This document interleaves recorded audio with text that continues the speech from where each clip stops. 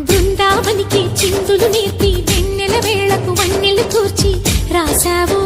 రాసలీలా బలపుల పాటే ఆలపిస్తూ అల్లరి ఆటల మల్లెలు పూస్తూ రేపావు తీపి జ్వాల ఒక పక్కన రక్కసి మూకలతో సమరాలను